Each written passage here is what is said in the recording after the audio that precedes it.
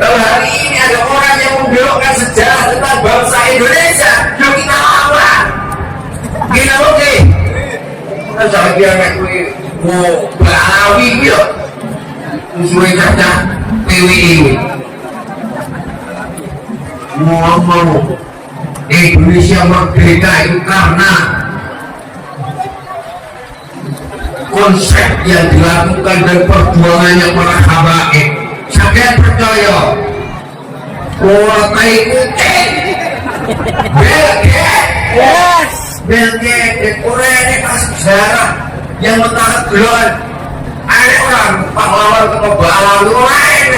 Zaman kamu tahu sejarah moto bahwa perang 10 November, perang Diponegoro, perang Padri, perang Paregrek, perang habaib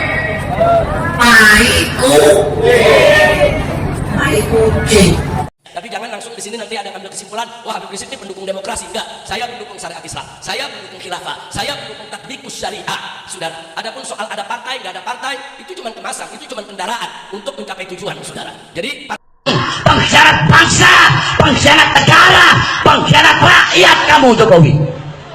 Kamu kalau ketemu Jokowi, kamu buka celananya itu. Jangan-jangan head Jokowi itu. Kayaknya banci tuh. Kalau ada kamu di sini yang kemarin pilih dia, tanggung jawab dunia akhirat kamu. Tukang mebel kamu pilih jadi presiden, begitu jadinya tuh. Jumbo, Imam Unyil, si Pak Rizik Syihab itu di dalam suatu demonstrasi, suatu orasi di tengah-tengah masa di tengah teriknya Jakarta lantang mengatakan bahwa mendukung gerakan ISIS, bahkan mengancam bahwa aparatur negara TNI Polri akan banjir darah, akan disembelih dan lain sebagainya. Cita-cita mulianya menegakkan syariat Islam hal yang baik. Cita-cita mulianya untuk menegakkan khilafah Islamnya hal yang baik. Cita-cita mulianya untuk melawan ketegangan Amerika Serikat dan sekutunya cita-cita yang baik. Saya tanya, hal-hal yang baik dukung dia? Dukung dia?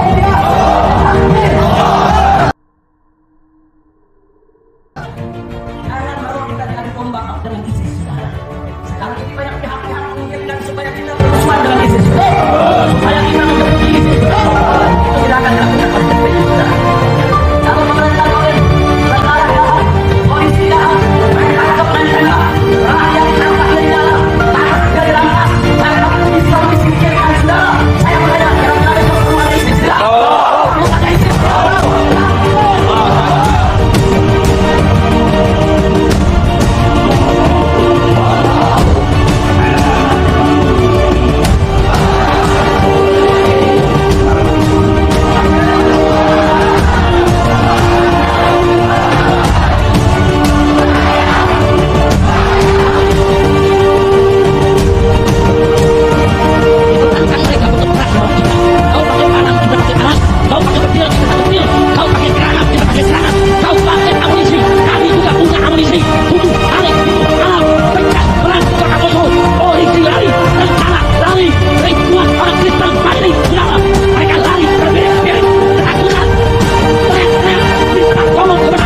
Semacam itulah kurang lebih karena pada saat itu begitu kuatnya posisi ISIS dan Jabhat Nusra di Suriah dan Irak.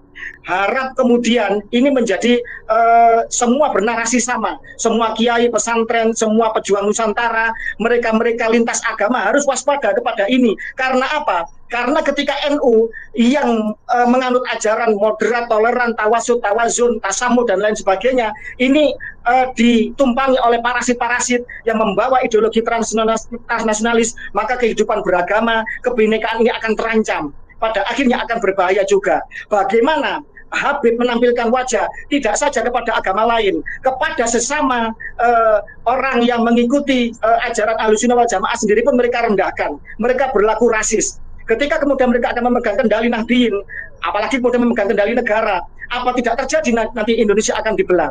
Apa tidak gerakan mereka melebihi gerakan teroris? Gerakan teroris menimbulkan kebencian, tetapi mereka yang melakukan perbudakan spiritual akan melakukan suatu penjajahan di alam bawah sadar hingga ratusan mungkin ribuan tahun lamanya. Dan infiltrasi Hadrami yang membawa gerakan transnasionalis, membawa ideologi transnasionalis radikalis, akan mengarah ke teroris, masuk ke Muhammadiyah dan NU akan sangat-sangat berbahaya. Karena apa? NKRI, Nusantara kita mayoritas adalah Islam, dan ormas terbesarnya adalah NU dan Muhammadiyah. Kalau keduanya keracunan, maka betapa bisa dibayangkan berbahayanya bagi umat Islam dan bagi keberlangsungan NKRI itu sendiri. Ini nggak gampang untuk menyatukan negara-negara. Kita setuju, prinsip HTI kita setuju. Khilafah harus tegak. Nah, cuma yang jadi persoalan, bagaimana cara menegakkannya? Nah, disinilah FPI mengajukan proposal khilafah, tesis khilafah. Anda bisa baca, kalau Anda salah satu daripada aktivis FPI, itu dituangkan di hasil Munas yang lalu, bukan Munas kemarin, Munas yang sebelumnya. Di sana ada 10 langkah untuk menuju khilafah Islamnya. FPI melihat jangan langsung kita melangkah kampanye berteriak, ayo satukan semua negara, hapuskan Indonesia, hapuskan Malaysia, hapuskan Saudi, hapuskan Emirat, hapuskan Mesir, cukup satu khilafah. Kan itu yang kita ungkapkan, maka seluruh negara-negara tadi akan jadi musuh kita. Indonesia akan melihat, wah ini musuh nih, dia mau menghapus NKRI. Mesir melihat, wah ini musuh, dia menghapus Mesir. Malaysia juga lihat musuh, wah dia menghapus Malaysia.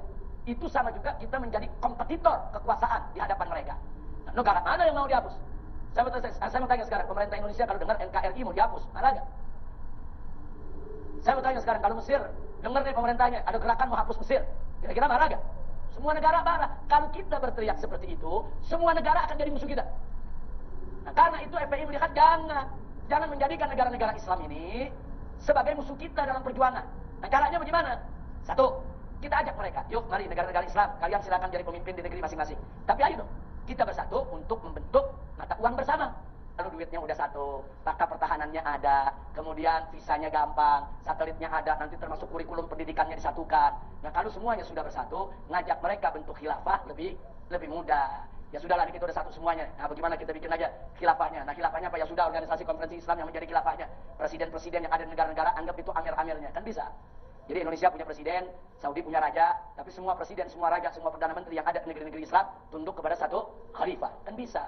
Itu mengapa FPI, Syiah, RA itu kemudian masuk ke NU menginfiltrasi itu karena memang kesamaan. Bukan kesamaan ya, apa ya? Memiliki kemiripan-kemiripan. Begitu juga bagaimana Wahabi, HTI, PKS itu juga memiliki kemiripan-kemiripan dengan Muhammadiyah. Seandainya dilakukan referendum, negara dalam posisi kritis pada saat itu, referendum memilih NKRI Pancasila ini tetap ada atau bubar memilih khilafah, maka pada saat itu kalau dilakukan referendum, ini menurut BNPT ya, data BNPT, pada saat itu maka NKRI akan bubar. Seandainya kemudian dilakukan referendum, rakyat kita lebih memilih berdirinya khilafah dan bubarnya NKRI dan Pancasila. Kemudian pemerintah melakukan kerja keras untuk mengembalikan marwah Pancasila, mengembalikan NKRI, termasuk membongkar misalkan praktek mesumnya si Rizik Syihab dengan si Firza misalkan, sampai kemudian membobol data itu negara, sehingga jatuhlah kemudian marwah petinggi-petinggi orang-orang yang mengusung khilafah, termasuk si Imam Jumbo yang harus lari ke sana kemari, ngumpet ke sana kemari ke luar negeri. Sehingga kemudian indeks itu kemudian berhasil ditekan, tetapi berhenti pada angka 10-11% indeks radikalisme. Ternyata setelah diteliti lagi, kenapa tidak bisa ditekan lagi 10-11% ini? Karena apa? Karena masih kuatnya doktrin pengakuan cucu Nabi kepada klan Ba'alwi. Pengakuan cucu Nabi ini membuat seseorang rela untuk menyerahkan jiwa raganya, untuk menjadi bomber, untuk mati di KM55, untuk berani menembak polisi, untuk merakit bom, untuk kemudian latihan militer di Megamendung Markas Syariah di Bogor sana. Saya setuju kalau Kang Deddy segera menertibkan aset-aset mereka, villa-villa mereka, tempat prostitusi, tempat jualan narkoba, tempat kemudian kawin kontrak, dan tempat latihan-latihan militer mereka, latihan indoktrinasi. Saya setuju sekali dengan Kang Deddy. Maka harus kita dukung orang-orang yang cinta Nusantara dengan prakteknya yang konsisten seperti Kang Deddy di Jawa Barat. Nah, karena itulah kemudian ini sangat berbahaya kalau kemudian dibiarkan 10-11% ini, indeks ini sangat besar. Seandainya kemudian 280 juta, berapa 10%-nya?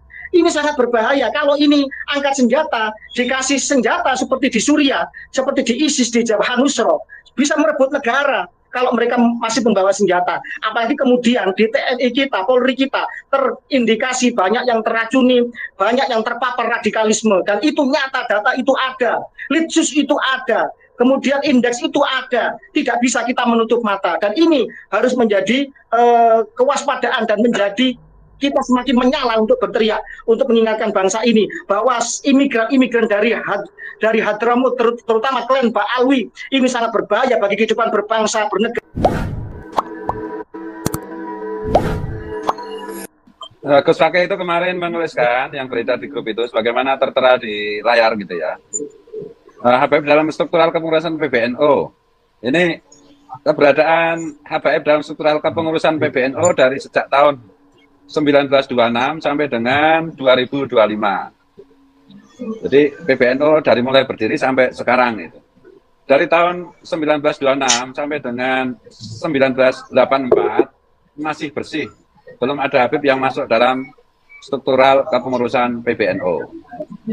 Pada tahun 1984 sampai 1989 ada satu orang Habib yang masuk struktural PBNU, yaitu namanya Habib Syekh Al-Jufri di posisi Akwan. Kemudian pada tahun 1989 sampai dengan 1994 di era Gus Dur ya, ada dua Habib, yaitu satu Habib Syekh Al-Jufri di posisi Akwan, dua Habib Lutfi bin Yahya di posisi Akwan. Pada tahun 1994 sampai dengan 2004 ini kepengurusannya Gus Dur dan Pak Hasyim ya, Pak Hasyim Muzadi kembali bersih dari habaib.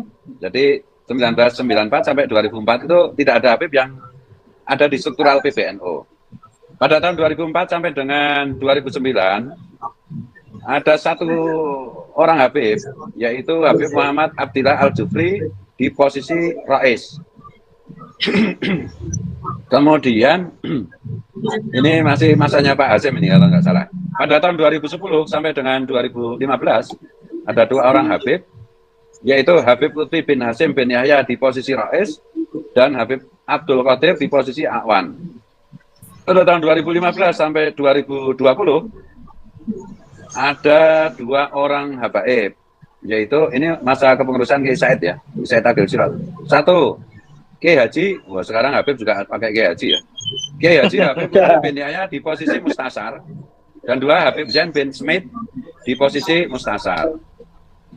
Pada tahun 2022 sampai dengan 2027, sekarang ini, masanya Gus Yahya, ada 9 orang Habib. Wah, ini rekor ini, yaitu satu Habib Lutfi bin Yahya Mustasar, dua Habib Abdurrahman As-Segaf Mustasar, tiga Habib Zain bin Umar bin Smith Mustasar, empat Habib Lutfi bin Ahmad Al-Atos Katib, lima Habib Syekh bin Abdul Qadir As-Segaf Akwan, 6 Habib Ahmad Al-Habsi Akwan, 7 Kiai Haji, wah ini Kiai Haji lagi ini.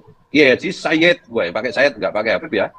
Sayyid Habib Muhammad Hilal Al-Aidid, wes wakil ketua umum, gila ini wakil ketua umum. Nomor 8 Habib Abdul Qadir bin Akil SHMA LLM, wakil sekretaris jenderal, wah ngeri posisinya. 9 Habib Mohsin Al-Idrus di posisi Akwan. Nah ini monggo Gus Fakih memberikan catatan dari yang saya bacakan tadi. Baik. Sebenarnya langsung aja ya konkret. Sebenarnya dulu klan Pak Alwi itu saya pikir mereka adalah subordinat dari kepentingan transnasionalis yang ingin infiltrasi ke Nusantara. Ternyata dari perkembangan terkini dan dari penemuan-penemuan terkini salah. Justru mereka adalah aktor utama di dalam infiltrasi transnasionalis yang ke Nusantara, terutama dari imigran Yaman. Karena apa? Karena sebenarnya klan-klan Arab yang lain itu sebenarnya hanya sebagai pelengkap penderita ketika di zaman kolonial Belanda itu dibawa ke Nusantara. Sebenarnya dari awal Belanda sudah punya program utama, sudah punya niatan utama, yaitu mengglorifikasi nasab Nabi untuk mengkooptasi, untuk melumpuhkan dan untuk melemahkan perjuangan umat Islam di Nusantara. Karena tahu bahwa Ahlussunnah wal Jamaah di Nusantara yang kemudian bermetamorfosis setelah berdirinya NU menjadi Ahlussunnah wal Jamaah Nahdliyah, yang sebenarnya Ahlussunnah wal Jamaah itu tidak hanya di NU saja tetapi juga di Muhammadiyah, itu sebenarnya punya suatu doktrin, punya suatu ajaran memuliakan keturunan Nabi. Disitulah kemudian Belanda menggunakan itu untuk untuk melakukan upaya kooptasi dan hegemoni di Nusantara. Saya pikir setelah mereka kemudian menjadi sel tidur selama sekian tahun, kemudian ternyata Gus Dur dengan jaringan intelijennya, saya yakin di situ ada Ali As'ad ya, mantan Wakabin yang juga salah satu murid ideologis Gus Dur. Dalam buku Ilusi Negara Islam, ternyata kalau kita melihat bahwa para habaib ini itu infiltrasinya ke NU, sementara HTI dan PKS itu menyerang ke Muhammadiyah. Ternyata salah total. Karena di HTI pun ternyata bos gengnya seorang Habib juga yang bernama Habib Abdurrahman. Artinya apa? Artinya mereka bukan orang yang memanfaatkan loket atau orang yang mencari dana dari loket transnasionalis Islam transnasionalis yang ingin infiltrasi ke Nusantara. Ternyata mereka adalah aktor utama. Mereka pembuka loket itu sendiri. Mereka yang membuka loket untuk kemudian gerakan-gerakan radikalis, transnasionalis maupun yang pada akhirnya menjadi gerakan teroris itu masuk ke Nusantara. Itu yang pertama. Jadi kenapa kok saya katakan judul di dalam tulisan itu adalah sangat berbahaya. Pertama, saya tidak menyoroti Muhammadiyah. Nanti Muhammadiyah biar dikupas oleh Bung Rifki, karena Bung Rifki sangat dekat dengan keluarga besar Muhammadiyah. Saya sama Gus Fuad dari keluarga Wonokromo, dari keluarga Jogja, banyak keluarga kita yang bukan hanya menjadi pengikut Muhammadiyah, tetapi pentolan-pentolan Muhammadiyah. Bahkan banyak Gus Fuad itu adalah guru dari kiai-kiai NU, sekaligus juga guru dari kiai-kiai Muhammadiyah. Terkenal lah bagaimana kiai-kiai Wonokromo Jogja. Hampir semua kiai-kiai besar NU dan Muhammadiyah berguru kepada datuknya Gus Fuad, keluarga Gus Fuad yang di Wonokromo. Sebagai keluarga Jogja asli yang melahirkan tradisi Nahdliyin dan tradisi Muhammadiyah ala Jogja, poros Jogja, begitu ya. Saya tidak menyoroti masalah di Muhammadiyah, bagaimana HTI, bagaimana PKS infiltrasi ke mereka. Yang saya soroti adalah di dalam Nahdliyin. Karena apa? Mutlak hari ini yang masih teracuni, yang masih terokoptasi, masih tertipu adalah orang-orang Nahdliyin, di mana kultur penghormatan kepada Sadah, kepada Sayyid, kepada Syarif, kepada cucu Nabi itu terjadi di dalam Nahdliyin dengan sangat kuatnya doktrin itu, sehingga kemudian residu dari penjajahan kolonial itu masih melekat di dalam penghormatan keluarga besar NU hingga saat ini. Memang menjadi sel tidur. Habaib hanya penting, terutama di kala zaman Orde Baru, itu di zaman di zaman Orde Baru itu hanya penting di masyarakat Betawi. Tetapi seiring waktu kemudian beberapa pemerintah berganti, terutama saya langsung tunjuk hidung ya, di masa pemerintahan SBY begitu menjamurnya HTI sampai bisa melakukan apel akbar di mana? Apel akbar di Gelora Bung Karno, dan kemudian posisi-posisi Habib juga menjadi demikian penting. Ketika reformasi, negara bermain-main dengan narasi membenturkan sipil dengan sipil karena kegagalan pemerintahan rejim Orde Baru, membentuk yang namanya Pam Swakarsa, membentuk kemudian yang namanya Majelis Mujahidin Indonesia, membentuk kemudian yang namanya Front Pembela Islam. Pada akhirnya negara melakukan pembiaran atau mungkin lepas kontrol atau mungkin tidak bisa mengontrol lagi ketika organisasi-organisasi radikal itu yang awalnya digunakan untuk meredam isu-isu separatis, untuk meredam isu-isu sosial, membenturkan sipil dengan sipil, karena waktu itu militer sudah sedemikian buruk namanya. Saya tidak menyebut nama ya, beberapa pejabat militer, mungkin Panglima TNI pada saat itu terlibat, di mana pendirian FPI adalah dari campur tangan beliau. Banyaklah rekam jejak, banyaklah kesaksian mengatakan bahwa itu adalah bagian dari permainan negara. Tetapi negara menjadi kecolongan, negara kemudian menjadi abai, menjadi lalai, sehingga kemudian mereka menjadi semakin kuat, dan semakin pandai untuk mencari dana, semakin pandai untuk memanfaatkan dan menggalang massa, dan semakin luas jaringannya hingga ke jaringan Islam transnasionalis. Tidak heran kemudian ketika FPI, imam besarnya, Imam Jumbo, Imam Ungil, si Pak Rizik Syihab itu di dalam suatu demonstrasi, suatu orasi di tengah-tengah massa di tengah teriknya Jakarta, lantang mengatakan bahwa mendukung gerakan ISIS, bahkan mengancam bahwa aparatur negara, TNI, Polri akan banjir darah, akan disembelih dan lain sebagainya. Semacam itulah kurang lebih. Karena pada saat itu begitu kuatnya posisi ISIS dan Jabhat Nusra di Suriah dan Irak. Karena itulah kemudian infiltrasi dari Yamani, saya tidak mengatakan Yamani terlalu luas, Hadrami, baik itu oleh Ba'alwi maupun non Ba'alwi, yang kemudian membagi tugas, yang kemudian residunya di zaman kolonial Belanda, sebagian masuk menyerang ke infiltrasi ke NU, sebagian infiltrasi ke Muhammadiyah, dua sayap ormas terbesar Islam kita yang dengannya NKRI tetap jaya dan tetap utuh karena adanya Muhammadiyah dan ada NU, maka ini kemudian seolah-olah menjadi momentum yang sangat berbahaya pada akhir-akhir ini. Dan kemudian ternyata setelah Muhammadiyah melakukan reposisi di zaman Kiai Abdul Munir Mulhan kalau tidak salah, dan juga ketua-ketua Muhammadiyah selanjutnya melakukan reposisi, melakukan autokritik, membentengi Muhammadiyah dari pengaruh mereka, cukup berhasil. Sehingga habaib, sehingga gerakan transnasionalis lebih teramputasi dari infiltrasi ke Muhammadiyah, tetapi tidak dengan NU. Di NU semakin lama tidak semakin cerdas, semakin lama tidak semakin pandai, semakin lama tidak semakin peka dan waspada di dalam menganalisis dan mengantisipasi gerakan transnasionalis yang dibawa oleh orang-orang Hadrami ke dalam dirinya, yang tentu saja ini masih menggunakan cara-cara lama, cara-cara bodoh, cara-cara pembodohan, yaitu perbudakan spiritual, ujung-ujungnya kapitalisasi agama yang pada akhirnya ini akan mengancam NKRI itu sendiri. NU entah bagaimana ceritanya, ketika di pengurus yang sekarang, ini pengurus yang paling buruk di dalam sejarah Nahdliyin. Nun sewu, saya akan mengkritik dengan keras dan tajam tanpa aling-aling bagaimana Rois Am kita, Rois Akbar kita sejak zaman Mbah Hasyim As'ari, kemudian Kiai Bisri Samsuri, Mbah Wahab Hasbullah, Kiai Ali Maksum yang super alim, yang sangat jenius, yang sangat bijak, yang sangat kontemporer, kemudian dilanjutkan Kiai Ahmad Siddiq, dilanjutkan Kiai Ilyasul Khiyat, dan seterusnya. Kemudian mengalami degradasi yang sangat parah dengan kiai kelas ranting kemudian menjadi Rois Am PBNU yang tentu saja jelas di jejak digitalnya merupakan pendukung kuat terang-terangan mendukung FPI yang oleh Gus Dur disebut sebagai organisasi teroris, organisasi bajingan. Kok bisa PBNU itu kebobolan Rois Amnya itu oleh orang-orang yang pernah mendukung FPI yang secara ideologis diametral berhadapan dengan Kiai Haji Abdurrahman Wahid. Itu yang pertama. Yang kedua, harapan sebenarnya dihadapkan kepada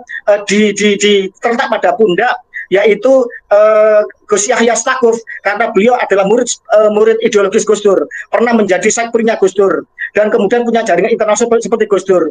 Namun ternyata ketika Rois Am kebobolan, ketua Tanketum atau ketua Tanfidiyah itu juga seolah tidak berdaya di dalam mengantisipasi hal tersebut, di dalam kemudian melakukan amputasi atau melakukan lokalisir kewaspadaan terhadap infiltrasi ini, sehingga kemudian pengurus PBNU yang sekarang adalah pengurus PBNU yang paling fatal, yang paling parah di dalam sejarah PBNU, yang paling buruk kualitasnya. Ketika kemudian 9 oknum habaib bisa bertengger di dalam posisi-posisi penting di dalam struktur kepengurusan PBNU kita. Saya patut katakan bahwa ini ketika PBNU pada akhirnya keracunan, maka Nusantara tidak baik-baik saja, maka NU tidak baik-baik saja, karena dua tulang punggung dari negara ini adalah NU dan Muhammadiyah. Mereka adalah dua ormas terbesar dari agama mayoritas, yaitu Islam. Ketika agama mayoritas keracunan, maka negara itu tidak baik-baik saja, apalagi ormas terbesarnya itu keracunan dihinggapi oleh parasit-parasit, maka ini akan sangat berbahaya di dalam kehidupan perikebangsaan kita. Harap kemudian ini menjadi semua bernarasi sama, semua kiai pesantren, semua pejuang Nusantara, mereka lintas agama harus waspada kepada ini. Karena apa? Karena ketika NU yang menganut ajaran moderat, toleran, tawasud, tawazun, tasamud dan lain sebagainya, ini ditumpangi oleh parasit-parasit yang membawa ideologi transnasionalis, maka kehidupan beragama, kebinekaan ini akan terancam. Pada akhirnya akan berbahaya juga. Bagaimana Habib menampilkan wajah tidak saja kepada agama lain, kepada sesama orang yang mengikuti ajaran Ahlussunnah wal Jamaah sendiri pun mereka rendahkan, mereka berlaku rasis. Ketika kemudian mereka akan memegang kendali Nahdliyin, apalagi kemudian memegang kendali negara, apa tidak terjadi nanti Indonesia akan dibelah? Apa tidak terjadi nanti orang-orang yang di luar agama Islam, non-Muslim juga nanti akan menghadapi situasi yang sangat gawat dan berbahaya? Bagaimana persekusi di hari-hari besar agama lain itu dilakukan oleh kelompok mereka melalui organ yang bernama Front Pembela Islam? Bagaimana kemudian orang memakai atribut-atribut ketika agama lain itu kemudian juga dipersekusi. Ini fakta nyata. Bagaimana kemudian mereka mengecam Rianto, seorang banser yang gugur syahid melaksanakan perintah Nabi untuk menjaga kerukunan, kedamaian, moderasi agama Islam.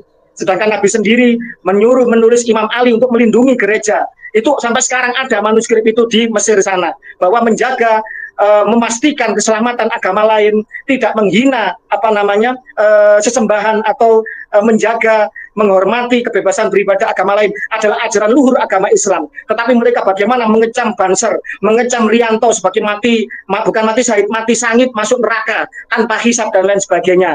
Ini sangat berbahaya. Maka PBNU kalau tidak segera sadar, ini sangat-sangat berbahaya. Gerakan mereka melebihi gerakan teroris. Gerakan teroris menimbulkan kebencian. Tetapi mereka yang melakukan perbudakan spiritual akan melakukan suatu penjajahan di alam bawah sadar hingga ratusan mungkin ribuan tahun lamanya.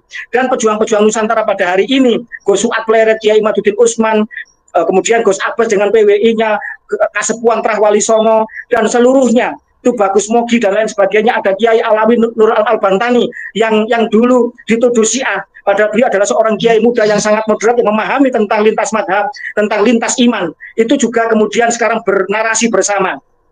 Alhamdulillah. Jadi pada akhirnya apa yang ditulis oleh Bung Rizky Zulkarnain tentang infiltrasi Hadrami ke dalam NU dan Muhammadiyah ini sangat berbahaya. Saya ulangi, infiltrasi Hadrami yang membawa gerakan transnasionalis, membawa ideologi transnasionalis radikalis, akan mengarah ke teroris, masuk ke Muhammadiyah dan NU akan sangat-sangat berbahaya. Karena apa? NKRI, Nusantara kita, mayoritas adalah Islam. Dan ormas terbesarnya adalah NU dan Muhammadiyah. Kalau keduanya keracunan, maka betapa bisa dibayangkan berbahayanya bagi umat Islam dan bagi keberlangsungan NKRI itu sendiri. Demikian yang bisa saya sampaikan. Terima kasih. Terima kasih Gus Fakih, luar biasa uraiannya. Dan selanjutnya langsung saja kita akan mendengarkan analisisnya Gus Rifki atau Mas Rifki gitu. Kalau di NU itu kan panggilannya Gus, kalau di Muhammadiyah itu setahu saya panggilnya Mas. Gitu. Nah ini Mas Rifki ini spill dikit nggak apa-apa ya Mas Rifki. Mas Rifki ini kan orang Madura, jadi pasti NU lah. Dari dalam bentuk sperma aja udah NU gitu. Tapi kemudian beliau itu melakukan kolaborasi gitu. Artinya karena takdir Allah itu beliau itu beristri. Nggak apa-apa ya Mas Rifki ya, dikit di spill ya. Istri. Nggak usah Gus. Oke. Nggak usah. Oke, Mas Rifki ini dekat sekali dengan elit-elit Muhammadiyah, sekaligus juga grassroots Muhammadiyah. Mungkin bisa menambahi atau melengkapi apa yang sudah disampaikan. Oke. Dan terutama lebih ditekankan juga ke notis ke organisasi Muhammadiyah, Mas Rifki. Monggo Mas Rifki. Oke. Mas Ahmad bisa ditampilkan Mas Ahmad. Ya baik, ini saya hanya melengkapi dari Gus Fakih tentang ulayannya dan menampilkan dokumen-dokumen sebagai pemberian konteks dan pembuktian bahwa memang ada dokumennya kepada audiens. Kalau yang para pembicara tentu sudah memahami ya. Ini untuk kepentingan audiens saja. Jadi ini infiltrasi Habib dan PKS dan kawan-kawan ke NU dan Muhammadiyah. Itu saya mendasarkan pada satu literatur pada tahun 2009 yang dituliskan atau dieditori oleh Gus Dur dan kawan-kawan, diantaranya ada Buya Shafi'i Ma'arif dan Gus Mus ya. Buya Shafi'i Ma'arif dan Gus Dur itu sudah almarhum, dan yang pasti mengerti yang saat ini masih ada salah satunya adalah Gus Mus. Meskipun beliau saat ini mengambil posisi memantau mungkin ya, memonitor. Tapi insya Allah saya memiliki keyakinan beliau mengetahui. Nah, overview tadi yang dijelaskan oleh Gus Fakih itu saya bikinkan overview-nya ya. Mas Ahmad ke slide 2. Ya, itu. Nah, itu transnasional, kemudian dia masuk ke Indonesia itu melalui orang-orang Hadrami yang Habib Alwi dia ke NU, paling tidak melalui 3 organisasi ya, FPI, Syiah, dan Robiqah Alawiyah. Kemudian yang non Habib itu ke MD, itu Wahabi, HTI, PKS. Meskipun nanti itu akan di lapangan itu akan terjadi persilangan lah, tidak kaku seperti ini, tetapi terjadi persilangan, pertemuan. Dan yang melalui jalur institusi negara juga ada, dan itu tidak kita bahas secara aksentuasi pada pertemuan malam ini. Jadi karena topiknya kita adalah NU dan Muhammadiyah, jadi kita akan fokusnya ke situ. Nah, di NU itu mengapa FPI, Syiah, RA itu kemudian masuk ke NU menginfiltrasi itu karena memang kesamaan. Bukan kesamaan ya, apa ya? Memiliki kemiripan-kemiripan. Begitu juga bagaimana Wahabi, HTI, PKS itu juga memiliki kemiripan-kemiripan dengan Muhammadiyah. Itu pembagian formasinya. Kemudian infiltrasi dan kooptasi atau perampasan-perampasan itu terjadi setidaknya dalam 3 kategori. Yang pertama adalah struktural, kemudian yang kedua adalah kultural, yang ketiga adalah aset. Struktural itu struktur pengurus organisasi, kemudian kultural itu jamaah-jamaahnya, masa-masanya dan lain sebagainya. Aset seperti masjid dan lain sebagainya. Kalau di NU sekarang kita memiliki perkembangan bahwa seperti makam-makam palsu, kemudian masjid-masjid masjid mana Gus Waki? Masjid Pakubono, Gus Waki? Ya, setuju. Ya, itu ya. Nah, itu dan beberapa masjid lain dalam skala nasional. Ya, di skala nasional itu seperti pengumuman nama Bandara Mutiara Palu itu menjadi Bandara Mutiara Sis Al Jufri kalau tidak salah. Kemudian jalan di Jakarta itu sempat ada nama jalan Habib Usman Mufti itu disandingkan dengan Kiai Haji Mas Mansur. Nah, itu secara polanya begitu pemetaannya. Mari kita ke slide berikutnya. Saya tunjukkan ini untuk audiens ya, Bapak-bapak mohon bersabar. Jadi ini teman-teman yang menyaksikan bisa mencari di internet buku berjudul Ilusi Negara Islam, Ekspansi Gerakan Islam Transnasional di Indonesia tahun 2009. Saya kutipkan beberapa yang menjadi pokok pembahasan pada malam hari ini. Next slide, Mas. Saya ini akan bacakan saja. Sudah saya kotak-kotakin di sini. Saya tidak bacakan semuanya ya, saya berikan overview-nya saja, garis besarnya sehingga mudah ditangkap. Gerakan Garis Keras Transnasional dan kaki tangannya di Indonesia sebenarnya telah lama melakukan infiltrasi ke Muhammadiyah. Jadi ini tentang Muhammadiyah dulu. Dalam Muktamar Muhammadiyah pada bulan Juli 2005 di Malang, para agen kelompok-kelompok garis keras termasuk kader-kader PKS dan Hizbut Tahrir Indonesia mendominasi banyak forum dan berhasil memilih beberapa simpatisan gerakan garis keras menjadi ketua PT Muhammadiyah. Jadi dari Muhammadiyah sendiri itu secara struktural itu sudah terinfiltrasi sejak tahun 2005 dan sebelumnya. Kemudian mereka berhasil masuk ke jajaran PP Muhammadiyah. Pola ini juga sama dengan pola yang diungkapkan oleh Gus Fakih tentang bagaimana meningkatnya pengurus struktural PBNU dari golongan Habib. Kemudian dari situ dari pihak Muhammadiyah itu membuat upaya untuk menyelamatkan Muhammadiyah dari berbagai tindakan yang merugikan persyarikatan dan membebaskannya dari pengaruh misi infiltrasi dan kepentingan politik yang selama ini mengusung misi dakwah atau partai politik bersayap dakwah. Dan seterusnya di situ saya bacakan keputusannya Muhammadiyah pada tahun 2000 berapa nih, kalau tidak salah 2006 atau 2006. Muhammadiyah pun berhak untuk dihormati oleh siapapun serta memiliki hak serta keabsahan untuk bebas dari segala campur tangan, pengaruh dan kepentingan pihak manapun yang dapat mengganggu keutuhan serta kelangsungan gerakannya. Segenap anggota Muhammadiyah perlu menyadari, memahami dan bersikap kritis bahwa seluruh partai politik di negeri ini, termasuk partai politik yang mengklaim diri atau mengembangkan sayap atau kegiatan dakwah seperti Partai Keadilan Sejahtera adalah benar-benar partai politik. Setiap partai politik berorientasi meraih kekuasaan politik dan seterusnya di situ. Artinya pada tahun sekitar 19 tahun yang lalu Muhammadiyah sudah menarik garis tegas demarkasi dengan PKS dalam hal ini ya. Selanjutnya di slide berikutnya, keputusan ini dapat dipahami karena pada kenyataannya PKS tidak hanya menimbulkan masalah dan konflik dengan sesama dan dalam tubuh umat Islam yang lain termasuk dalam Muhammadiyah. Itu pandangan tentang PKS saya lanjutkan. Tapi menurut para ahli politik juga merupakan ancaman yang lebih besar dibandingkan Jemaah Islamiyah (JI) terhadap Pancasila, UUD 45 dan NKRI. Menurut seorang ahli politik dan garis keras Indonesia, Sadanan Dume, hanya ada pemikiran kecil yang membedakan PKS dari JI. Seperti JI, manifesto pendirian PKS adalah untuk memperjuangkan khilafah Islamiyah. Seperti JI, PKS menyimpan rahasia sebagai prinsip pengorganisasiannya dan seterusnya. Jadi PKS itu lebih berbahaya dibandingkan JI. Nah, meskipun pada tahun 2006 itu sudah ada pernyataan resmi dari Muhammadiyah, upaya-upaya pembersihan itu memang pada tahun itu ya, pada tahun itu sampai tahun 2009 kalau tidak salah ingat, memang implementasinya belum efektif, tapi berbeda, nampaknya berbeda di keadaan-keadaan ini.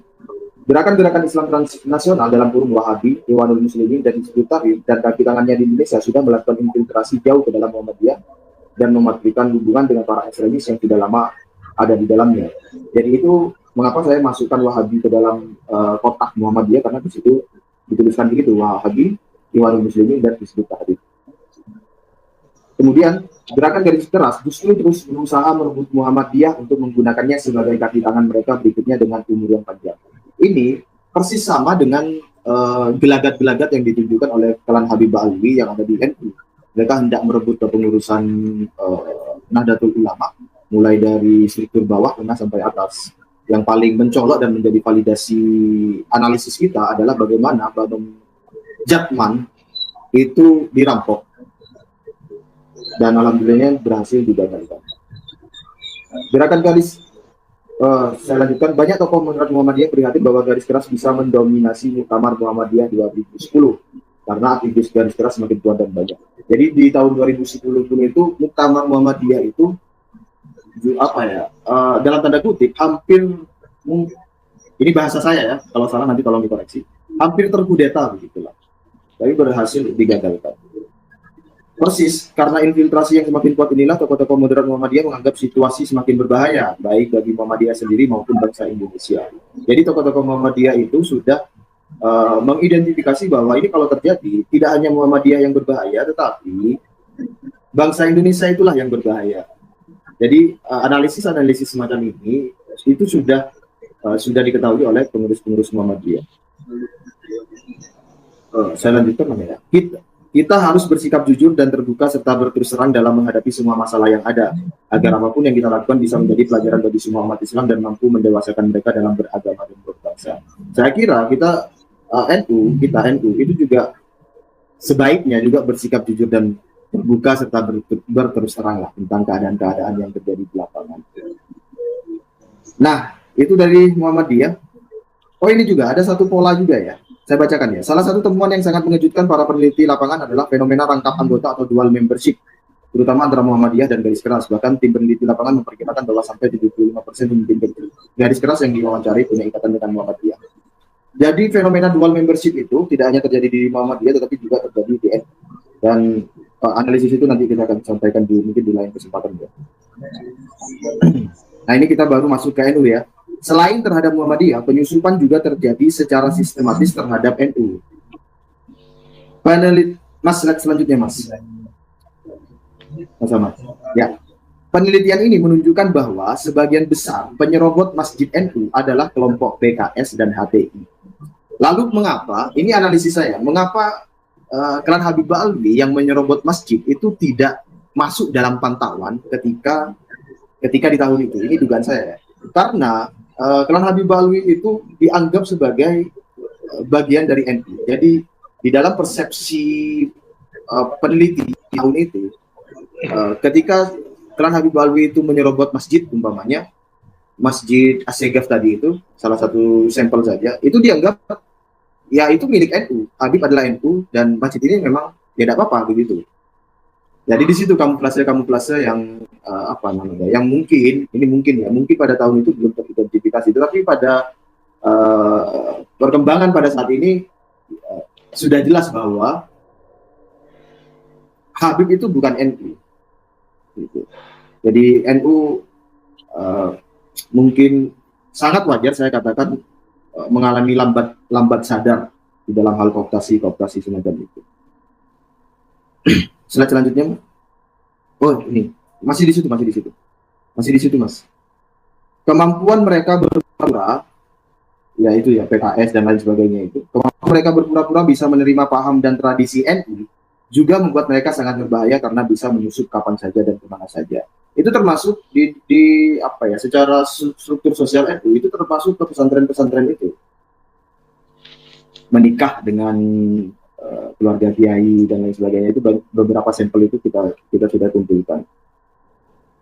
Nah, itu kira-kira overview tentang infiltrasi Muhammadiyah dan NU begitu. Dan saya klarifikasi tadi, Uswat mengatakan bahwa saya dekat dengan petinggi Muhammadiyah, itu saya klarifikasi, nampaknya kurang tepat lah kalau terlalu digeneralisir begitu. Begitu teman-teman ya. Kemudian hubungan TNI dan HTI, saya cepatkan saja. Mas ditampilkan aja secara 1 detik, 2 atau 2 detik per slide begitu. Ya. Terus saya bacakan. Tapi pada intinya, bagaimana pergerakan HTI itu sudah terpetakan oleh Pujian Stra Mabes TNI pada tahun 2010, dan hubungan TNI dan HTI itu adalah hubungan yang sama-sama tahu. TNI itu merupakan organisasi ideologis yang berwawasan kebangsaan dalam kerangka NKRI, Pancasila, dan UUD 45, sedangkan HTI itu juga malah berkebalikan dari situ. Jadi pertemuan yang terjadi antara TNI dan HTI itu hanya pertemuan-pertemuan yang formalitas say hello saja begitu. Itu dokumennya nanti bisa teman-teman cari di papernya itu atau di Pujian Stra Mabes TNI tahun 2010. Nah, mengapa saya tampilkan data ini juga? Karena pola-pola yang dilakukan HTI itu persis sama dengan pola-pola yang dilakukan Klan Habib Alwi, sehingga kita bisa menganalogikan bahwa pertemuan TNI, mohon maaf saya tarik dulu, bahwa TNI melalui apa yang kita gaungkan 2 tahun ini, tentu kemungkinan besar mengetahui bahwa Klan Habib Alwi itu memiliki kemiripan atau bahkan sama persis dengan HTI, sehingga kita bisa asumsikan ya TNI juga tahu dan posisinya adalah diametral dengan Klan Habib Alwi. Itu analisis saya ya, TNI tidak menyatakan begitu, tapi itu analisis saya. Sehingga kalau ada TNI yang bertemu dalam satu frame foto atau video bertemu itu ya biasa-biasa saja, karena di ketika menghandle HTI pun juga begitu. Kurang lebih begitu dari saya. Monggo dilengkapi oleh Kiai Alawi atau Kiai Guswat atau Gus Fakih dan lain sebagainya. Terima kasih.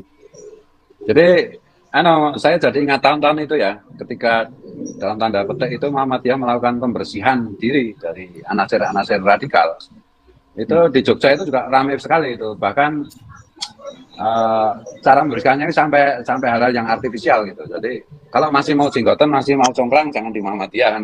Kemudian sampai struktur bawah itu pegawai-pegawai misalnya di lembaga-lembaga Muhammadiyah seperti rumah sakit, PKO misalnya, kemudian dosen di UMY dan lain-lain, itu semua dibayar ulang gitu.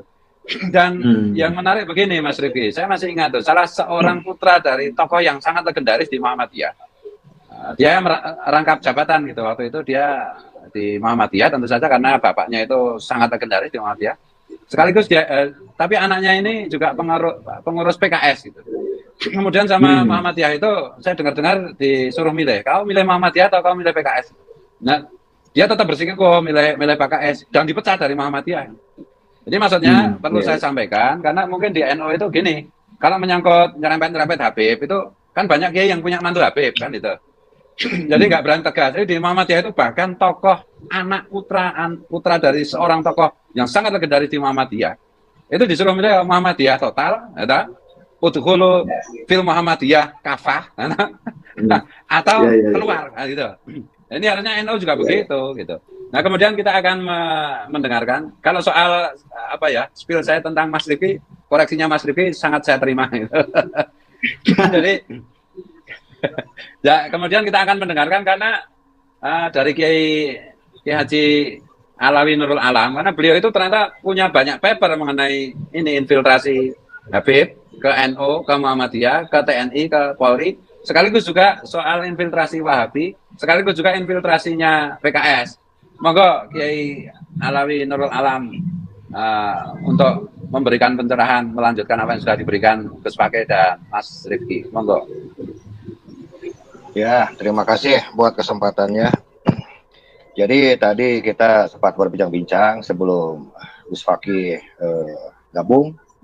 Jadi tadi saya terangkan begini, bahwa saya itu punya buku yang belum kita cetak ini ketika saya tahun 2014 ya. Judulnya itu cukup menggoda. Siapa bilang PKS partai teroris? Judulnya begitu. Ini 40 bab dan ini datanya kita mulai kumpulkan itu dan sudah menjadi buku ini mulai tahun 2014 sampai kurang lebih 2018. Jadi data-data lama ini kurang lebih semuanya kalau dibikin buku sekitar 300 halaman. Ini semuanya data-data yang luar biasa. Sebagai penulis buku saya kaget-kaget ini sebetulnya. Nah, jadi untuk melengkapi, saya akan coba ini kita bawa yang dari 40 bab ini saya cuma mau coba terangkan sebagian saja dalam bab 27 dengan judul dokumen BIN tentang PKS ini tahun 2014 ini. Jadi tulisan ini adalah tulisan yang dibuat oleh Wakil Ketua Badan Intelijen Negara, yaitu oleh Kiai As'ad Ali Said. Jadi saya mau bacakan poin-poinnya saja karena sangat banyak.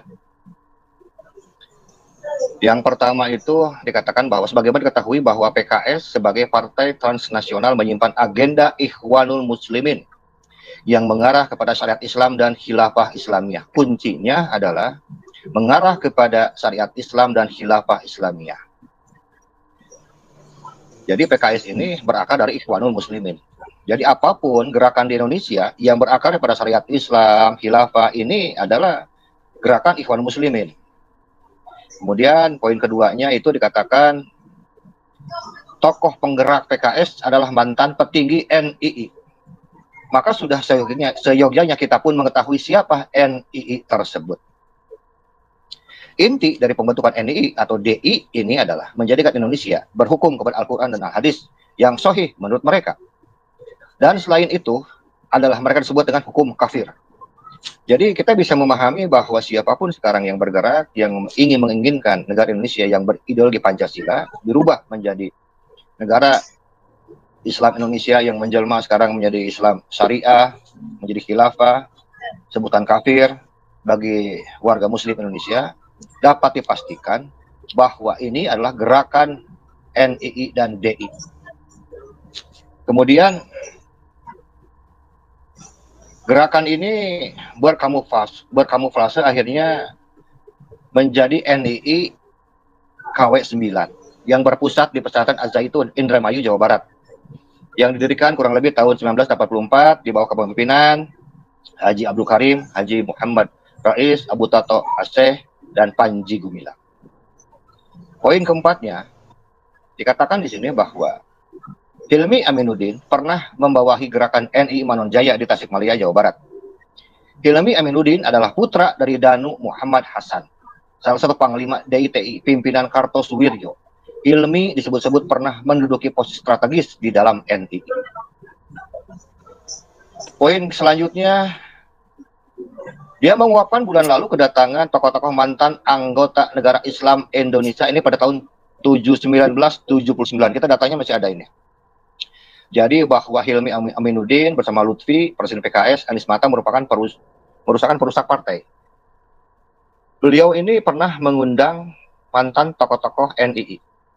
Apabila mantan anggota NII sampai sekarang masih berhubungan dengan PKS, sudah barang tentu hal ini merupakan kondisi yang nyata bahwa PKS membawa ruh dan semangat NII dalam berpolitiknya. Hanya sekarang mungkin diracik lagi agar terlihat lebih smooth dan cantik. Nah, kemudian dikatakan juga di sini poin selanjutnya, gerakan Ikhwanul Muslimin yang merupakan cikal bakal dan berdirinya Partai Keadilan juga menjadi bagian dari NII. Sekali lagi, gerakan Ikhwanul Muslimin yang merupakan cikal bakal dan berdirinya Partai Keadilan juga menjadi bagian dari NII. Selanjutnya, Ikhwanul Muslimin adalah gerakan bawah tanah yang telah memiliki kekuatan dan mereka masuk dan bergerak ke dalam parpol dan parlemen. Manuver Hilmi Aminuddin dari NII menjadi godfather-nya di PKS. Statusnya tidak pernah diajukan ke pengadilan hingga tahun 84. Ia dibebaskan bersama 12 elit pimpinan NII Komandemen Wilayah 9. Jadi mantan NII ini masih berkeliaran di Republik Indonesia. Kemudian Hilmi Aminuddin pernah mengatakan bahwa PKS kan tergantung saya. Jadi memang beliau ini posisi sebagai godfather, sebagai panglima, mantan panglima perang atau panglima militer di NII. Jadi PKS ini bisa dikatakan berada dalam pengaruh NII. Dan ini ada data yang memang jarang dibahas ini. Ini saya coba bacakan ya sini. Mantan pendiri Partai Keadilan, Yusuf Supendi mengatakan bahwa pada tahun 1971, sekitar 3.000 anggota NII berkumpul di rumah ayahnya Hilmi Aminuddin, yaitu rumahnya Danu Muhammad dengan biaya dari Presiden Soeharto yang saat itu melalui Ali Murtopo. Nah, yang ingin saya jelaskan di sini begini. Pertemuan ini walaupun sudah berlangsung pada tahun 1971, apakah anak-anak dari 3.000 personil NII tersebut sekarang masih hidup atau tidak? Kalau masih hidup, lalu apa saja kegiatan mereka? Bukankah Hilmi Aminuddin pun termasuk salah satu dari 3.000 personil NII yang sekarang masih hidup dan memiliki pengaruh yang sangat besar di tubuh PKS? Salah satu yang patut diduga memiliki kadar kaitan dengan NII menurut Imam adalah Ketua Dewan Suro PKS Hilmi Aminuddin. Hilmi adalah putra dari Danu Muhammad Hasan, salah satu panglima militer DTI pimpinan Kartosuwiryo. Selama ini yang sering dimunculkan adalah PKI dan anak keturunan PKI. Padahal anak keturunan DITI mereka pun sepertinya jauh lebih banyak. Dan bahkan mereka itu sebetulnya sekarang sudah menduduki berbagai jabatan yang penting dan tinggi di berbagai parpol dan instansi pemerintahan. Dan ini yang jarang dibahas dan jarang dilacak, jarang disampaikan kepada masyarakat betapa berbahayanya gerakan NII yang menjadi akar, yang menjadi godfather-nya sebelum terbentuknya PK, kemudian berganti menjadi PKS. Jadi bisa dikatakan bahwa dengan data intelijen yang dari BIN ini, bahwa PKS merupakan kelanjutan atau perpanjangan tangan dari NII DITI. Kemudian juga masih ini data tahun 2014, dikatakan bahwa target NII melalui PKS itu adalah untuk merebut kekuasaan. Hanya gagal 2014. Kemudian mereka dengan mengedepankan proses pendidikan, akhirnya kadar-kadar NII ini mampu merebut posisi-posisi strategis di pemerintahan. NII di bawah kepemimpinan Panji Gumilang alias Abu Toto mengubah haluan NII dari gerakan radikal militer menjadi gerakan pendidikan. NII berharap pondok pesantren ini kelak melahirkan tokoh-tokoh besar NII yang memiliki latar belakang prestasi pendidikan akademis yang tinggi. Dengan demikian, peluang para tokoh ini untuk merebut jabatan strategis di pemerintahan maupun dunia usaha kian terbuka lebar, dan ini sudah terbukti. Data yang selanjutnya dikatakan begini. Ini data tahun 2014 ya. Jumlah anggota NII di Jakarta saja berjumlah 151.000 orang. Mereka bekerja mencari sumbangan secara bergantian hampir 24 jam tanpa henti. Apakah sekarang kita mengetahui jumlah sekarang anggota NII di tahun 2025 ini berapa jumlahnya? Apakah 200.000, 300.000, ataukah 500.000, atau mungkin 1 juta? Dan ini saya pikir juga data ini jangan disampaikan pada masyarakat. Terlalu disibukkan dengan urusan-urusan yang kecil, bahkan sedangkan urusan ini mereka terus berusaha dari tahun ke tahun untuk mengumpulkan sekarang kantung-kantung suara agar PKS dan koalisinya semakin membesar, dan akhirnya mereka mampu merebut kursi RI 1 dan RI 2. Kemudian mantan pengikut NII Al-Haidar ini orangnya menyebutkan NII memiliki basis yang cukup banyak di wilayah Nusantara. Apabila kita mengatakan NII, berarti kita bisa mengatakan ini adalah basis suaranya PKS.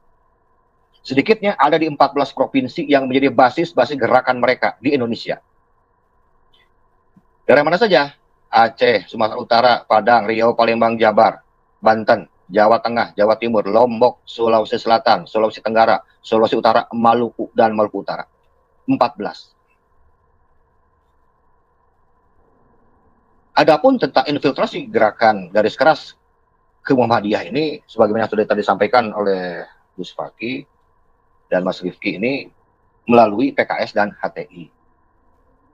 Saya tidak ingin berbicara lebih banyak tentang masalah infiltrasi PKS dan HTI ke dalam tubuh Muhammadiyah, karena dalam data yang kita miliki ini pada intinya bahwa gerakan manapun yang mengatasnamakan gerakan yang bertentangan dengan ideologi Pancasila, yang ingin mendirikan negara Islam, syariat, khilafah, itu semua berasal dari Ikhwanul Muslimin, NII, DITI, yang berubah sekarang menjadi PKS, kemudian sekarang berkolaborasi sekarang dengan kelompok-kelompok dari klan Ba'alawi yang memang sudah terangkan dari awal, yang memang tujuannya penjajah Belanda itu dengan menggunakan tangan-tangan orang-orang yang disupkan dari imigran Yaman yang sampai sekarang masih memiliki eksistensi yang cukup kuat. Oleh karena itu, kita harus terus tetap menyala, bahkan harus tambah menyala untuk memberikan edukasi tentang sejarah, tentang infiltrasi, bagaimana bahayanya sebagian dari partai politik di negara Indonesia, termasuk gerakan-gerakan yang kemarin sudah kita bahas, bahwa gerakan Ba'alawi ini sesungguhnya ingin menciptakan sebuah teologi baru di dalam dunia Islam. Ini sudah masuk ke dalam pencemaran keislaman, teologi yang tidak sesuai dengan ajaran kanjeng Nabi Muhammad, para sahabat, dan ulama-ulama salaf, yang kemudian mereka berusaha untuk dinusantarakan. Dan sudah barang tentu ini kita perlu bahu-membahu, terus-menerus memberikan edukasi dengan data-data yang kita miliki, dan jangan sampai api revolusi ini padam. Karena belum tentu anak-anak kita mampu bersuara, speak up seperti ini. Mungkin itu saja untuk sementara. Atur nuhun.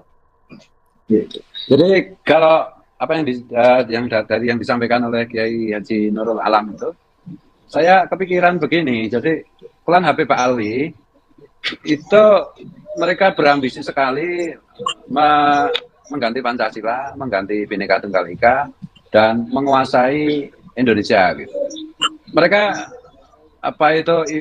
ibaratkan karena itu mereka akan nempel di mana saja yang menurut mereka berpotensi untuk merobohkan Pancasila. Dulu mereka nempel di PKI gitu. Makanya ada Musa Al-Munawar, ada DN Aidit, gitu. Ada Sofyan Barakbah, dan yang lain-lain gitu. Nah, ketika PKI hancur, mereka para Habib ini, Ba'alawi ini menyusup ke NII, ke PKS dan yang lain-lain. Dan sekarang faktanya PKS ini kan juga dikendalikan oleh Habib. Jadi ketua majelis syuranya juga seorang Habib, sekjennya juga seorang Habib gitu. Monggo silakan Mas Rifki atau Gus Fakih yang pengen menambahkan. Baik, terima kasih. Tadi disebutkan bahwa infiltrasi mereka itu yang pertama kultural. Kultural ini kalau kita bicara ke NU-an sudah cukup berhasil. Kemudian setelah kultural ini sebagian masyarakat sudah teracuni bahwa mereka cucu Nabi, pemegang kunci surga, pembawa syafaat, mengarah ke struktural. Struktural di PBNU sekarang, PBNU yang paling pekok sepanjang sejarah, kata-kata saya ini cukup kasar, cukup sarkas, tapi itu memang kenyataan. Sekelas ketua PBNU sama Rois Amnya menyuruh husnudon, apa gunanya membuat ratusan universitas NU untuk mengkonfirmasi nasab Ba'alawi. Jadi saya katakan bahwa ketika mereka mengarah ke struktural, ini dengan 9 posisi ini sebenarnya ini adalah suatu alarm tanda bahaya yang harus segera dipahami bersama. Sebenarnya mereka kemarin melalui Lutfi bin Yahya itu mengincar Rois Am PBNU. Cuma pada detik-detik terakhir ada semacam veto dari sebuah pondok pesantren besar yang mengatakan bahwa NU adalah milik orang Indonesia, bukan orang Arab. Sehingga kemudian akhirnya gagallah Lutfi bin Yahya masuk di Ahwa, yaitu 9 orang yang menjadi formatur memilih Rois Am. Jadi itu cerita di balik muktamar kemarin. Ketika di struktural mereka sudah mulai berhasil dengan 9 orang di struktur PBNU, sebenarnya hampir saja salah satu inti ruh dari NU, yaitu gerakan Thorikoh melalui Jatman, itu dirampok oleh mereka. Dan betapa kemudian kita harus berdarah-darah, kita harus membuka catatan sejarah, kita harus mengumpulkan mursyid-mursyid yang ittisol, mursyid-mursyid Thorikoh yang beneran, sampai kemudian untuk membersihkan anasir-anasir jahat di dalam Jatman atau pengaruh dari Lutfi bin Yahya dan orang-orangnya. Itu pun masih ternyata kita kebobolan, karena mereka itu membuat akte notaris untuk mempersiapkan segalanya. Jadi mereka masih di Jatman, mereka membuat membuat akte notaris yang ini jelas-jelas merampok, yang jelas-jelas mbalelo, yang jelas-jelas ini melawan PBNU sebenarnya, yaitu Patman. Patman apa Batman saya nggak ngerti ya. Batman kan orang Pekalongan, Batman. Jadi intinya mereka jelas-jelas ada upaya serangan langsung terbuka, gamblang menyerang struktural PBNU, bahkan ingin merampoknya. Dan kalau ini tidak menjadi suatu peringatan atau dianggap suatu pelajaran atau suatu contoh nyata, perbuatan nyata, maka wallahu alam, saya tidak tahu lagi bagaimana nasib NU ke depan. Ketika kemudian struktural ini akan mereka kuasai, mereka masuk ke jaringan-jaringan yang lain. Bagaimana dengan nyamannya Lutfi bin Yahya duduk sebagai one team press. Dan konon, semoga kabar ini tidak benar, kedekatannya sebagai one team press membuat dia membuka loket untuk posisi promosi perwira-perwira TNI dan Polri. Semoga tidak benar, semoga ini tidak benar. Tetapi ini santer sekali beritanya, bahwa one team press Lutfi bin Yahya itu membuka loket untuk kenaikan pangkat dan posisi jabatan bagi pejabat TNI Polri, yang pada akhirnya kemudian setelah Presiden Jokowi di akhir-akhir masa jabatannya dan sekarang Pak Prabowo itu telah mengetahui terjadinya hal-hal praktik seperti itu, tidak berlaku lagi. Konon katanya promosi-promosi melalui Lutfi bin Yahya tidak dikabulkan di masa akhir jabatan Pak Presiden Jokowi, dan kemudian terpental akhirnya dari one team press atau orang ring satu istana di masa pemerintahan Prabowo. Artinya ini sebenarnya sinyal yang cukup bagus. Kita tidak berharap pemerintah itu seperti apa. Bagi saya politisi mereka selalu bermain berselancar di antara kepentingan. Tapi ini adalah cukup menjadi sinyal nyata bahwa sebenarnya negara sudah paham tentang bahayanya klan Ba'alwi. Kita berjuang bersama masyarakat, bersama rakyat jelata, bersama masyarakat bawah grassroots yang punya hati nurani, iya. Tetapi kita mengingatkan bahwa struktural penting. Karena kalau struktural sampai direbut, sampai kemudian jenderal-jenderal di Polri maupun di TNI, sampai kemudian bisa merebut struktural posisi elit, maka akan berbahaya bagi negara ini. Jadi posisi tadi dikupas HTI dengan TNI ya. Posisi bagaimana terjadi di Pakistan, di Mesir, dan kemudian sekarang di Suriah, itu sebenarnya adalah infiltrasi dari kelompok transnasionalis, kelompok khilafah yang masuk ke dalam jaringan militer untuk kemudian melakukan kudeta. Karena ketika mereka sudah kuat memegang senjata, maka tinggal tunggu waktu saja melakukan kudeta. Jadi maksud saya, mereka-mereka, orang-orang imigran, apalagi klan Ba'alwi, terutama klan Ba'alwi yang masih rasis, yang masih mengaku cucunya Nabi dan merasa rasnya lebih tinggi, saya dengan ini berstatement meragukan sumpah serta marganya dia, meragukan komitmen dia kepada NKRI, meragukan komitmen dia kepada Kebinekaan Tunggal Ika. Bagaimana mungkin seseorang bersumpah setia kepada Pancasila dan Bhinneka Tunggal Ika, sementara dirinya masih rasis, sementara dirinya masih merasa lebih tinggi, sementara dia menolak kesetaraan. Wajib diwaspadai. Kalau perlu mereka-mereka ini dihentikan promosinya, dan kalau memang uji kewarganegaraan berhasil, segera copot mereka dari posisi-posisi strategis di TNI maupun Polri. Karena apa? Nyata-nyata mereka ada kok yang jenderal bintang 1, bintang 2 dan lain sebagainya. Ini berbahaya ini. Apalagi nun sewu di dalam kondisi negara yang kotor, yang korup. Mohon maaf, masuk Polri nun sewu itu bayarnya sekian, masuk TNI di Admil bayarnya sekian. Semoga rumor ini tidak benar, semoga tidak benar, saya yakin tidak benar. Kalau kemudian masuk menjadi calon perwira bisa berbayar, maka alangkah berbahayanya nasib bangsa ini ke depan. Ketika kemudian mereka dengan penyokong dananya itu melakukan suatu praktik, mereka mengirimkan kader-kader muda mereka masuk di TNI, Polri, dan mereka akan panen sekian puluh tahun kemudian menjadi jenderal-jenderal. Ini akan sangat berbahaya bagi NKRI kita. Dan kelihatan nyata kok bagaimana kemudian mereka membuat makam-makam palsu. Mereka mencaplok aset-aset milik leluhur Nusantara. Bahkan keraton sudah mulai diakuisisi. Bagaimana Darul Hasimi miliknya Lutfi bin Yahya, melalui dia sebagai one team press. Kemudian dia masuk di dalam gejolak politik Jogja. Itu masuk kerjasama-sama keraton, kemudian membelokkan sejarah beberapa tokoh, beberapa keluarga pahlawan nasional termasuk Diponegoro, KMT Sumodiningrat dan lain sebagainya. Bagaimana juga mereka mencaplok Masjid Wiroyudan, masjidnya PB 10 di Surakarta, di Ningrat. Bagaimana kemudian juga di beberapa daerah, termasuk di Pasuruan, Masjid Peninggalan Nitya di Ningrat bin Pakubono II, sekarang telah menjadi Masjid Assegaf, di Baril, dan di banyak lagi yang lainnya. Ini sangat berbahaya kalau kemudian aset-aset kemudian mereka rebut. Bagaimana juga kemudian nun sewu, mohon maaf, banyak sekali mereka mencaplok tanah-tanah warga dengan harga yang murah. Bahkan banyak yang kemudian wakuf kepada mereka karena merasa kalau saya wakuf tanah keluarga saya kepada cucu Nabi, maka orang tua saya yang sudah meninggal akan mendapatkan syafaat, akan mendapatkan kemudian untuk kunci surga. Ketika kemudian berjalan, mereka tidak mendirikan apa yang dimaksudkan, yaitu lembaga pendidikan, masjid dan sebagainya. Malah mereka mendirikan rumah-rumah mewah yang berdiri di atas tanah wakaf-wakaf nadiyin. Dan ini banyak sekali cita-cita seperti ini.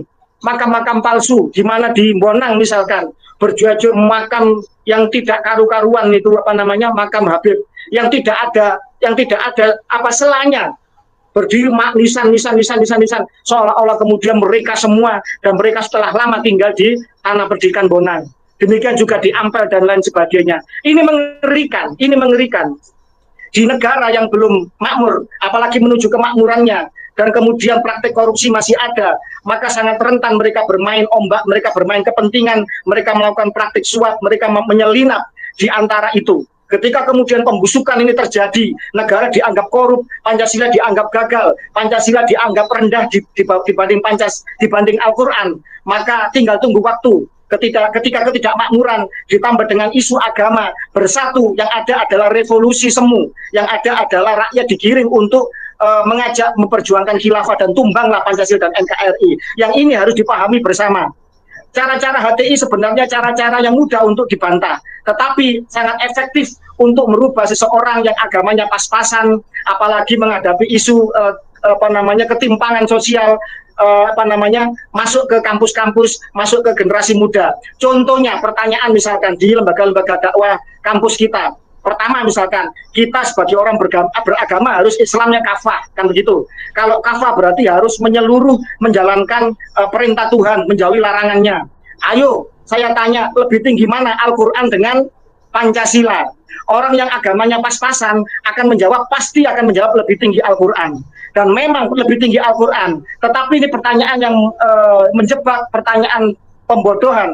Karena Al-Quran tidak ekuivalen dengan Pancasila. Pancasila ekuivalen dengan Piagam Madinah, dan Piagam Madinah dijiwai oleh Al-Quran. Demikian juga Pancasila dijiwai oleh Al-Quran dari semua silanya. Sehingga kemudian ketika digiring lebih tinggi Al-Quran daripada Pancasila, kemudian diajak untuk mengkoreksi negara bangsa, mengkoreksi nasionalisme, pada akhirnya mengkoreksi pemerintahan, kemudian mengkoreksi tentang ketimpangan sosial, dan begitu banyak generasi muda kita ikut NII, kemudian meninggalkan kampusnya, ikut gerakan radikal.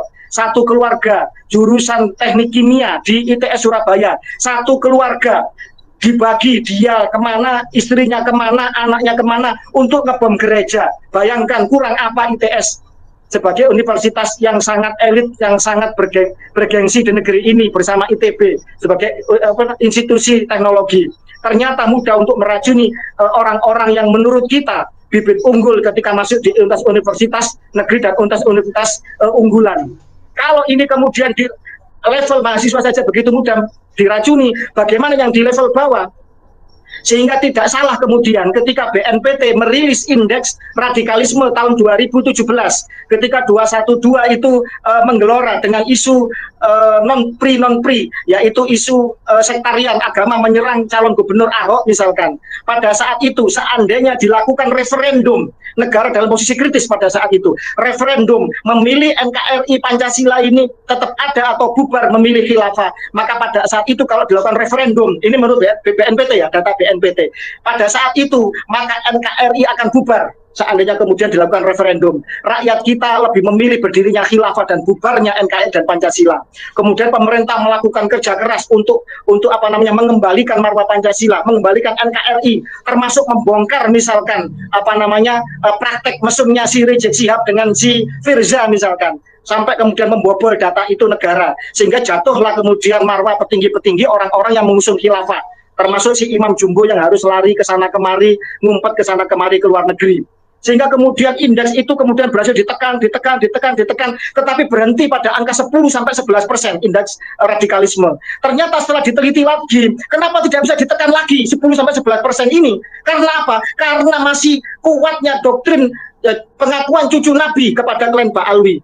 Pengakuan cucu Nabi ini membuat seseorang rela untuk menyerahkan jiwa raganya, untuk menjadi bomber, untuk mati di KM55, untuk berani menembak polisi, untuk merakit bom, untuk kemudian latihan militer di Megamendung Markas Syariah di Bogor sana. Saya setuju kalau Kang Deddy segera menertibkan aset-aset mereka. villa-villa mereka, tempat prostitusi, tempat jualan narkoba, tempat kemudian kawin kontrak, dan tempat latihan-latihan militer mereka, latihan-latihan indoktrinasi. Saya setuju sekali dengan Kang Deddy. Maka harus kita dukung orang-orang yang cinta Nusantara dengan prakteknya yang konsisten seperti Kang Deddy di Jawa Barat. Nah, karena itulah kemudian ini sangat berbahaya kalau kemudian dibiarkan 10-11% ini, indeks ini sangat besar. Seandainya kemudian 280 juta, berapa 10%-nya? Ini sangat berbahaya kalau ini angkat senjata, dikasih senjata seperti di Suriah, seperti di ISIS, di Jabhat Nusra, bisa merebut negara kalau mereka masih membawa senjata. Apalagi kemudian di TNI kita, Polri kita, terindikasi banyak yang teracuni, banyak yang terpapar radikalisme, dan itu nyata, data itu ada, litsus itu ada, kemudian indeks itu ada, tidak bisa kita menutup mata. Dan ini harus menjadi kewaspadaan dan menjadi kita semakin menyala untuk berteriak, untuk mengingatkan bangsa ini bahwa imigran dari Hadramaut, terutama klan Ba'alwi, ini sangat berbahaya bagi kehidupan berbangsa, bernegara, bermasyarakat, beragama, bagi Pancasila, bagi NKRI, dan bagi Bhinneka Tunggal Ika. Terima kasih. Luar biasa uraiannya Gus Fakih. Dan selanjutnya kita minta ke Mas Rifki untuk sekaligus closing statement, karena ini waktunya udah 1 jam lebih seperempat. Oh ya, di sini ada Mas Dr. Sugeng Sugiarto di dekat saya ini berkunjung. Ini karena kesepian jalan mulai istrinya di Jakarta. Mau ngasih enggak nanti? Enggak mau menyampaikan pendapat enggak? Ya enggak, menit itu enggak apa-apa. Nanti setelah Mas Rifki kemudian Kiai Alawi, nanti Mas Sugeng lah. Kasihan ini orang kesepian lah, juru berpendapat. Monggo Mas Rifki. Ya, pertama saya mungkin tidak membatalkan kritikan, saya tidak membatalkan kritikan dari Gus Fakih terhadap PBNU ya. Saya hanya sedikit membuka perbedaan pendapat bahwa PBNU khususnya Gus Ketum, tetapi tidak keseluruhan PBNU, tetap ada budak-budak tapi secara umum Gus Ketum tahu dengan permasalahan ini, dengan apa yang kita bicarakan ini, karena melihat dari latar belakang beliau itu kan dekat dengan Gus Dur, dengan Gus Mus, kemudian jaringan relasi internasionalnya, termasuk penguasaan beliau terhadap isu-isu internasional. Tentu saja termasuk isu-isu ISIS, kemudian transnasional, serta berderet isu-isu lainnya. Jadi PBNU khususnya Gus Ketum tahu, terutama bagaimana kita melihat statement Gus Ketum pada orasi atau ceramah pada mungkin 1 tahun atau 1,5 tahun yang lalu, yang mengatakan bahwa NU tidak memiliki tradisi memberontak kepada pemerintah. Substansinya itu, tapi secara letterlek saya bacakan ya. Maka ketika ulama-ulama kita menyatakan bahwa negara kesatuan Republik Indonesia berdasarkan Pancasila dan Undang-Undang Dasar 1945 bersendikan Bhinneka Tunggal Ika ini final, dan itu diulangi 3 kali sambil mengeraskan suara ya. Final. Kita tidak boleh melirik apapun. Selain itu, kita tidak akan pernah berpikir untuk mencari yang lain selain itu, dan kita tidak akan pernah berdamai dengan siapapun yang tidak mau mengikuti NKRI, Pancasila, UUD 45 dan Bhinneka Tunggal Ika. Tidak demi apapun. Tidak ada tawar-menawar. Itu setidaknya itu menjadi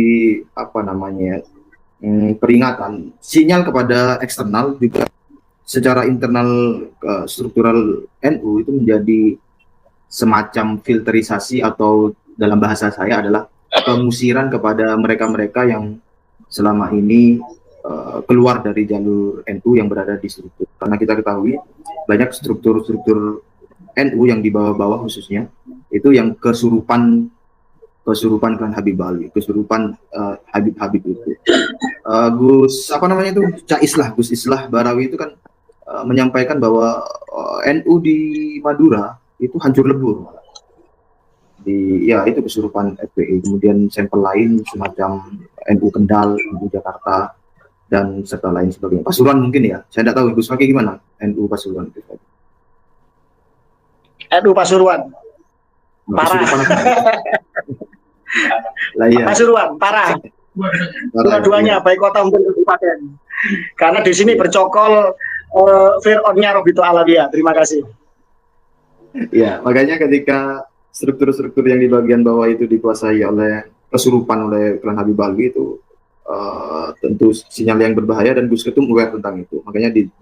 Makanya program beliau salah satunya adalah konsolidasi dengan 3 matra, dan seterusnya itu bisa dicari di drama beliau ya. Gus Ketum itu melakukan penanganan terhadap permasalahan yang terjadi ini melalui indirect approach, melalui konsolidasi dan modernisasi struktural, serta dekonstruksi kultur bagaimana organisasi itu dijalankan, termasuk penegasan posisi NU terhadap NKRI. Itu kemudian bahayanya, saya sekedar mengulangi saja, bahayanya klaim cucu Nabi itu yang dilakukan oleh klan Habib Alwi itu adalah klaim itu khususnya bagi NU kultural itu memiliki daya tarik, daya pikat yang signifikan, sehingga dengan klaim itu bisa klan Habib Alwi itu bisa melakukan penggalangan massa dan menggerakkannya. Kemudian tentu saja sebagaimana presiden yang lalu kita ketahui, itu melakukan upaya pembenturan massa dengan massa, sipil dengan sipil, dan massa dengan pemerintah atau dengan TNI Polri. Nah, itu yang menjadi sangat berbahaya. Nah, mengapa kemudian ini analisa saya ya, TNI Polri itu tidak mengambil langkah tegas begitu ya, karena pada keadaan yang lalu adalah mempertimbangkan benturan dengan masyarakat sipil. Tetapi dalam keadaan sekarang di mana klan Habib Alwi mulai kehilangan powernya di masyarakat, nampaknya ya sebagaimana sejarah HTI yang diberangus di berbagai negara, ya ini TNI atau pemerintah satu sudah tahu dengan permasalahan ini, termasuk kejahatan-kejahatan sejarah, pemalsuan makam, silsilah, dan lain sebagainya itu ya, secara komprehensif. Tentu mereka insya Allah tahu, Bais tahu, intelijen insya Allah tahu. Kemudian bagaimana? Kenapa kok tidak ditindak? Itu kan banyak pertanyaannya. Ya itu tergantung keputusan politik presiden yang mana pada saat ini dipimpin oleh Presiden Prabowo. Jadi nanti itu tergantung Bapak Presiden Prabowo. Dan pada konteks perjuangan kita untuk menyuarakan ini kepada 2 dimensi, yang kepada masyarakat, itu akan sudah berhasil, dan kemudian menyuarakannya kepada pemerintah dalam hal ini khususnya dari politik, itu pun juga sudah berhasil. Sehingga dalam konteks itu bolanya itu berada di keputusan pemerintah bagaimana, strategi politik pemerintah bagaimana, itu juga terjadi pada bagaimana TNI mensikapi HTI. Itu TNI bersikap pasif dan normatif itu karena mengikuti kebijakan politik pemerintah pada saat itu. Jadi nanti ya kedepannya kita akan lihat kalau dari bagaimana sikap dari pemerintah itu ya bergantung dari Pak Presiden Prabowo Subianto. Closing statement dari saya adalah kiai-kiai yang belum bersuara, ayolah kita jujur saja, kita berterus terang saja, begitu. Sebagaimana tulisan Gus Dur tadi itu, mari kita jujur saja, berterus terang saja, bahwa klan Habib Alwi ini mungkin memiliki ikatan emosional dengan Anda semua, tetapi tidak bisa dipungkiri bahwa semua data mengatakan bahwa itu adalah satu kesatuan gerakan yang terstruktur sistematis dan masif dari klan Habib Alwi untuk menguasai Indonesia. Begitu, Gus Pak.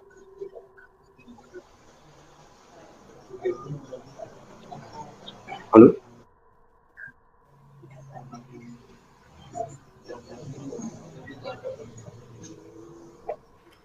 Halo? Mana Gus Fuad? Ini Gus.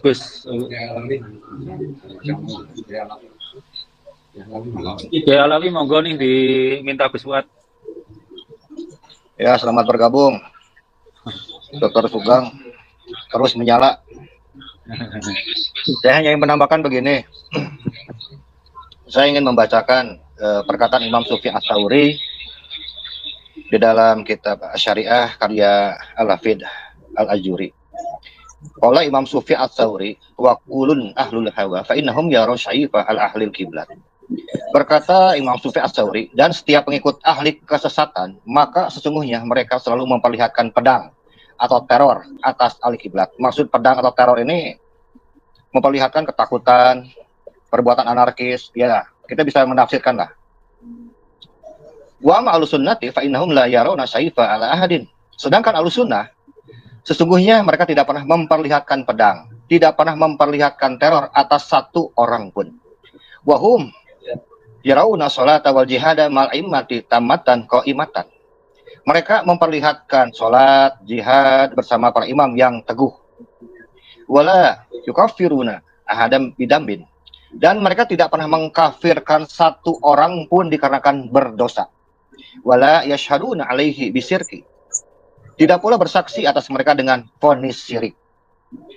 Jadi ini adalah ucapan yang masyhur dari Imam Sufyan Ats-Tsauri sebagai salah seorang mustahid di zamannya. Beliau kan satu zaman dengan Imam Abu Hanifah, dengan Imam Malik, bahkan Imam Sufyan Ats-Tsauri juga dalam beberapa riwayat dikatakan sebagai salah satu guru hadisnya Imam Asy-Syafi'i.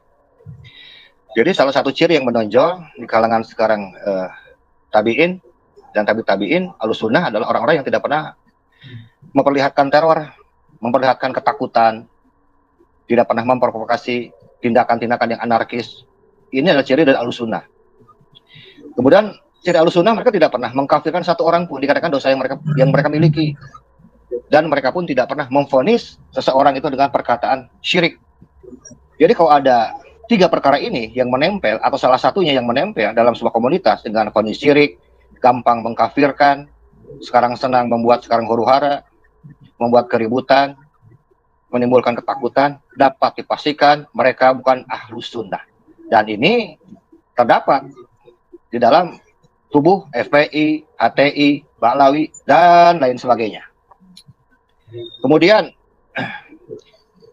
saya ingin membacakan tentang masalah kekuatan uang yang dapat membungkam kebenaran. Dulu pernah saya mengatakan dalam salah satu kaidahnya itu, al-malu yumkinu ayyumil haqiqah, bahwa uang itu mampu membutakan kebenaran. Uang berbicara dalam suara yang lantang, membeli lidah, menutup ruang. Di mana kebenaran bersinar terang, ia kini surut menjadi hilang. Siapa yang benar, siapa yang salah.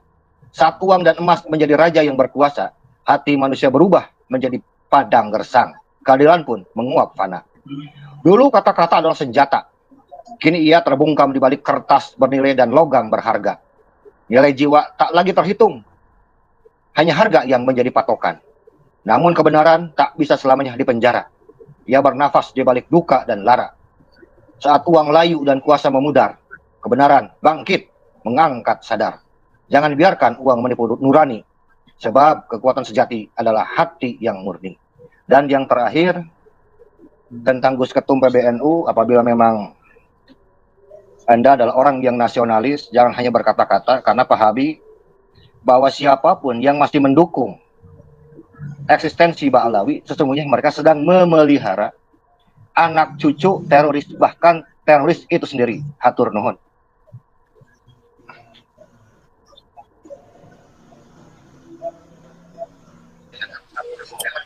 Ini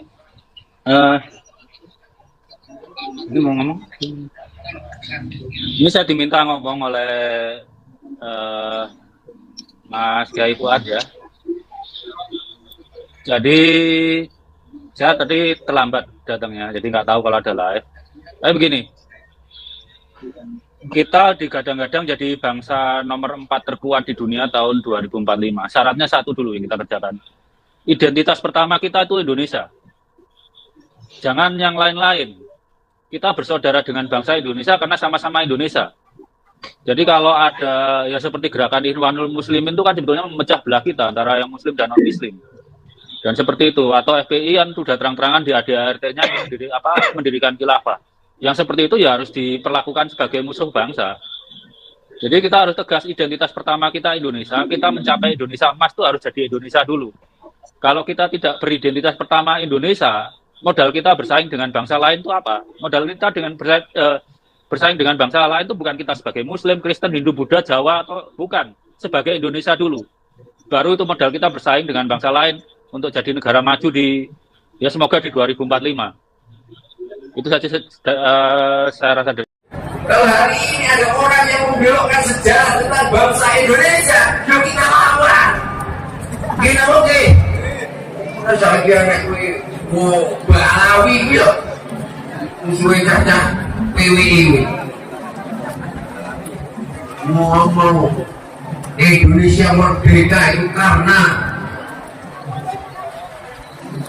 konsep yang dilakukan dan perjuangannya para habaib. Sampai percaya partai kucing